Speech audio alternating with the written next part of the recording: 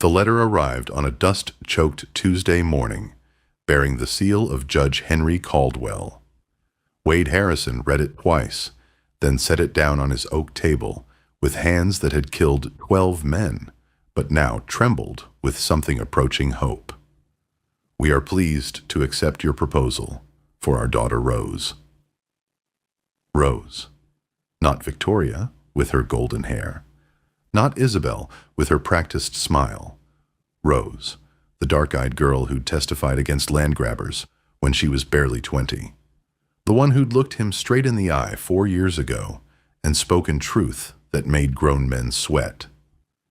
But as Wade stared at that letter, he couldn't shake the memory of how quickly Judge Caldwell had agreed. How eager he'd seemed. How the whole arrangement felt less like a blessing and more like a trap with jaws he couldn't yet see. What Wade didn't know was that 200 miles away, Rose Caldwell was packing her few belongings while listening to her family celebrate her exile like Christmas morning. Stay with us as we uncover why a family would sacrifice their own daughter, and what happens when that daughter refuses to stay sacrificed. Judge Henry Caldwell's study reeked of tobacco smoke and corruption, thick enough to choke an honest man, if any had been foolish enough to enter.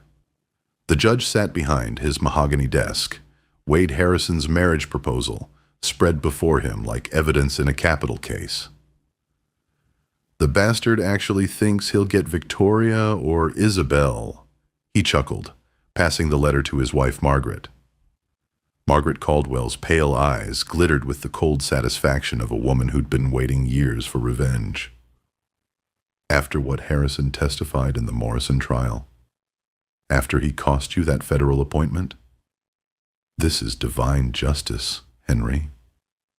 Their oldest daughter Victoria leaned against the mantelpiece, her golden hair catching the lamplight.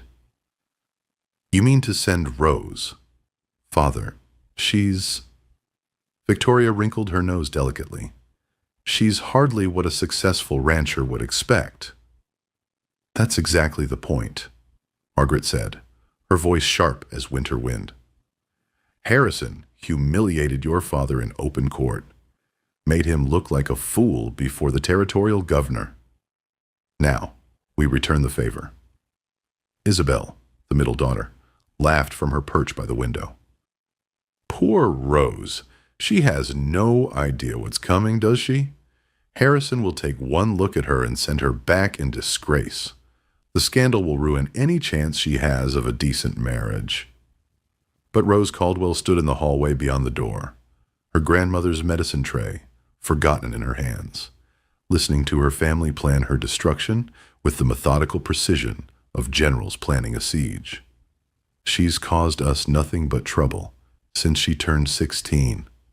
Margaret continued, Remember the Henderson Ranch scheme? We would have made a fortune if she hadn't started asking questions about forged deeds. Or the incident with Judge Morrison's nephew, Victoria added. We could have had connections straight to Washington if she hadn't insisted on testifying about his wife's bruises. Rose pressed her back against the wall, her heart hammering against her ribs. For 8 years, she'd been the family conscience, the one who asked uncomfortable questions, who spoke up when silence would have been profitable, who refused to pretend she couldn't see the blood on her father's hands. Now she understood the price of inconvenient honesty. Morrison will be pleased, the judge said. He's been waiting for revenge ever since Rose cost him the Henderson property. Destroying Harrison's reputation while getting rid of our problem daughter? It's elegant. And if Harrison doesn't send her back? Isabel asked. Margaret's smile could have frozen July. Then she'll be someone else's burden, 40 miles away, where her meddling can't touch our business dealings. Rose set down the medicine tray, with hands that didn't shake. She'd learned to control fear the same way she'd learned to control everything else that might betray her. Tomorrow they would tell her about the engagement. They would expect gratitude, submission, the meek acceptance of a daughter who knew her place. They were going to be disappointed. Wade Harrison had built his ranch with his own hands and watered it with his own blood. 50,000 acres of the hardest country in New Mexico territory, where the wind could freeze a man's soul in winter and the sun could cook his brain in summer. It was beautiful, the way a loaded gun was beautiful. Deadly if you didn't respect it. Paradise if you did. He stood on his porch, watching the dust cloud that announced his bride's arrival, and tried to remember why he'd thought marriage was a good idea. Loneliness, mostly. The kind of bone-deep solitude that came from having no one to share your victories or shoulder your defeats. The wagon that brought Rose Caldwell looked like it was carrying cargo rather than a bride. A single worn trunk, a woman in a plain gray dress, and a driver who couldn't wait to collect his payment and leave. No family escort, no tearful farewells, no wedding gifts or flowers. Wade helped her down from the wagon seat, noting the calluses on her hands and the way her dark eyes cataloged every shadow where trouble might hide. She wasn't beautiful, not in the way her sisters were beautiful. But there was something about the set of her shoulders, the direct way she met his gaze, that spoke of steel wrapped in practical cotton. "Mr. Harrison," she said, her voice steady despite the circumstances. "I expect you're disappointed." "Ma'am, my family sent you the wrong daughter. I know what you were expecting, and I know what you got instead." Rose smoothed her skirts, a gesture that spoke more of dignity than nervousness. "The question is what you plan to do about it." Wade studied her face, seeing intelligence there, and wariness, and something that might have been hope if it hadn't been buried so deep. "What I plan to do, Miss Caldwell, is offer you supper and a clean bed, and tomorrow we'll figure out what comes next." Something flickered in her dark eyes. "Just like that?" "Just like that." Wade picked up her trunk, lighter than it should have been, as if she'd left with only what she could carry. "Though I'm curious about one thing." "Sir? Why'd your family really send you?" "Because this arrangement benefits them more than it does me, and Judge Caldwell's not known for his generosity." Rose was quiet for so long that Wade thought she wouldn't answer. Then, "Because I ask too many questions, Mr. Harrison, and some questions are dangerous to the wrong kind of people." Rose proved her worth at 3 a.m. when Wade woke to the sound of his cattle in distress. He found her in the barn, knee-deep in blood and birthing fluid, wrestling a breech calf from its mother with the steady competence of a frontier doctor. "Contracted infection," she said without looking up, sweat beating despite the cool air. She would have lost the calf and probably died by morning. Wade watched her work, noting how she moved with practiced efficiency, how her hands seemed to know exactly what they were doing. "Where'd you learn veterinary medicine?" "Books. Necessity. My father's circuit took us to remote homesteads where doctors were scarce and animals didn't wait for convenient hours." Rose guided the calf free and cleaned its airways with swift motions. "Someone had to help." The calf took its first shuddering breath, and Rose sat back on her heels, wiping blood from her forearms. In the lantern light, she looked like everything Wade hadn't realized he'd been searching for. Capable, unafraid, real. "Rose," he said, testing her name like whiskey. "There's more wrong than one difficult birth," she continued, ignoring his tone. "Your south fence is cut in 3 places. Fresh horse tracks that don't match your stock. Someone's been watching this place." Ice formed in Wade's chest. "How do you know?" "Because I know who's behind it." Rose stood, brushing straw from her skirts. "Thomas Morrison. He's been planning this since I cost him the Henderson Ranch deal 2 years ago. Morrison's been dead for 6 months. His son isn't, Black Jack Morrison inherited his father's business and all his grudges.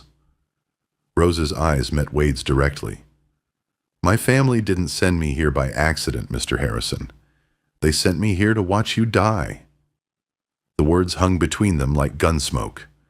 Wade felt the familiar weight of violence approaching, that tightening in his gut that had kept him alive through a dozen range wars.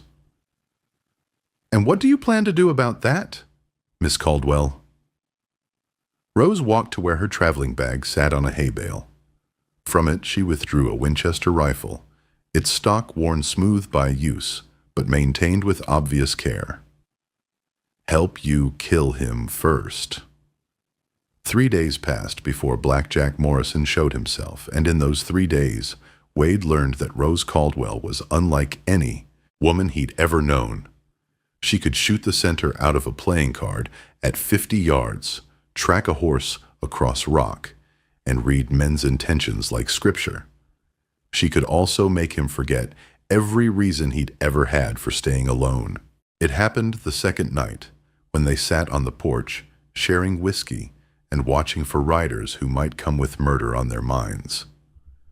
Rose had been cleaning her rifle with the methodical precision of a professional soldier, and Wade found himself mesmerized by the way her fingers moved over the metal.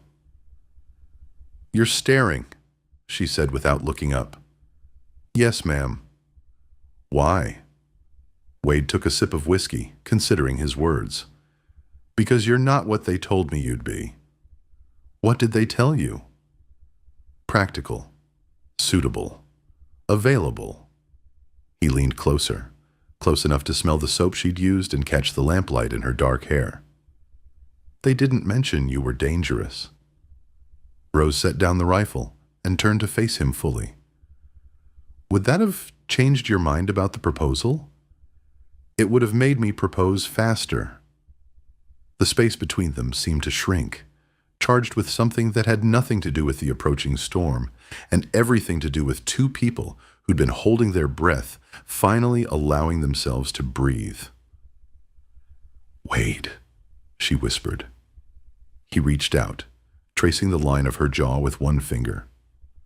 Rose didn't pull away, but he felt her breath catch. Tell me what you want. Instead of answering with words, Rose leaned forward and kissed him. The kiss tasted of whiskey and desperation, of two people who'd learned to survive alone, discovering what it might mean to survive together. Wade's hands found her waist, pulling her closer, and Rose's fingers tangled in his hair as she pressed against him with hungry intensity.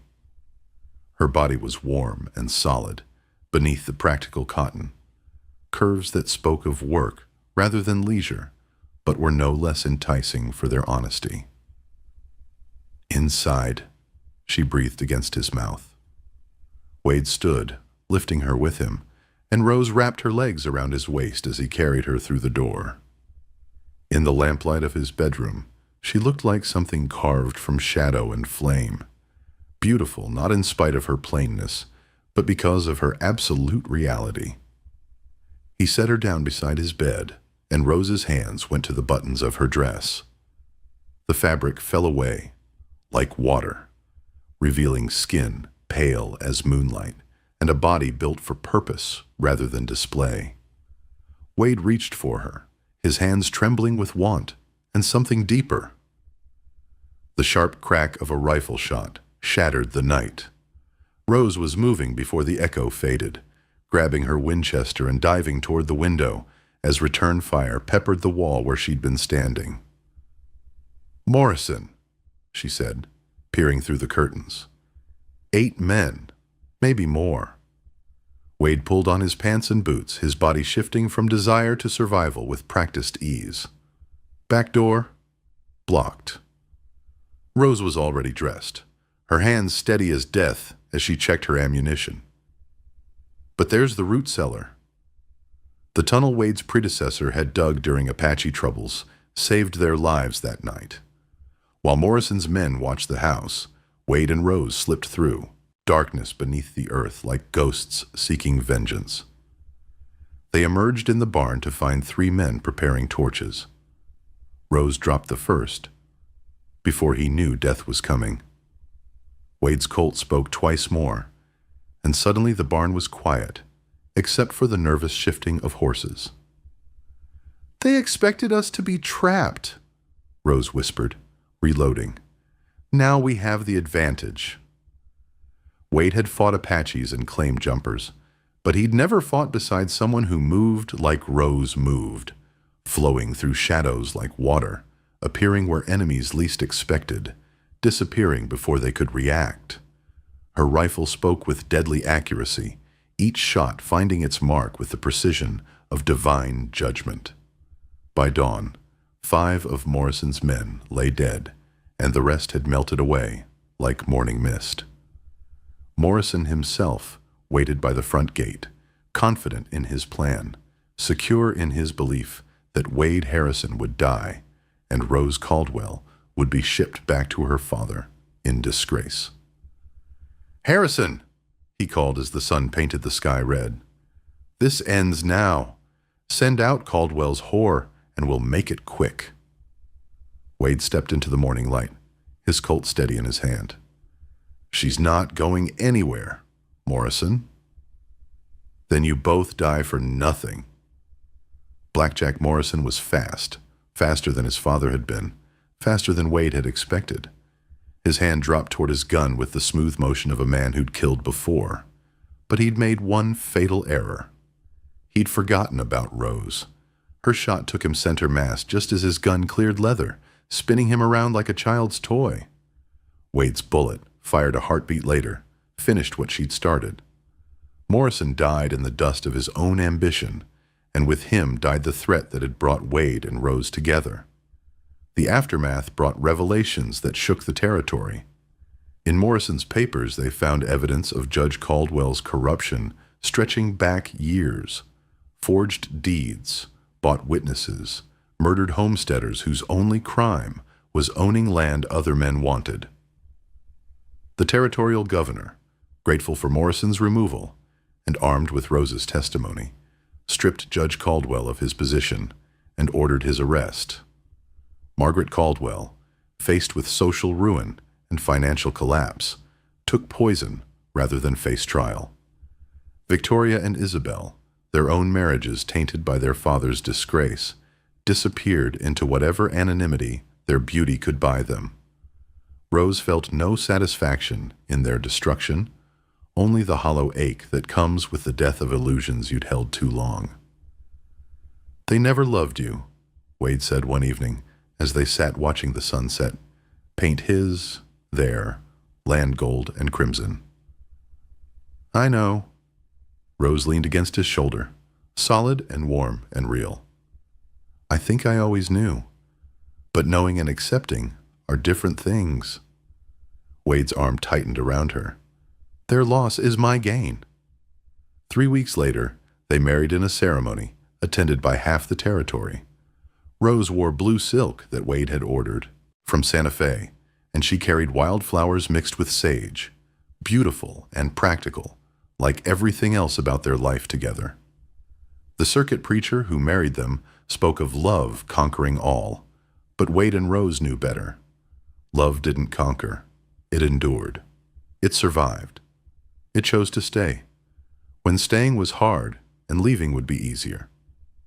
5 years later, visitors to the Harrison Ranch would find Rose in her garden at dawn, her Winchester never far from reach, her dark eyes still cataloging shadows for threats that might never come. Wade would be in the corral, breaking horses with gentle hands and patient words, his voice carrying the authority of a man who'd learned that true strength came from restraint rather than violence.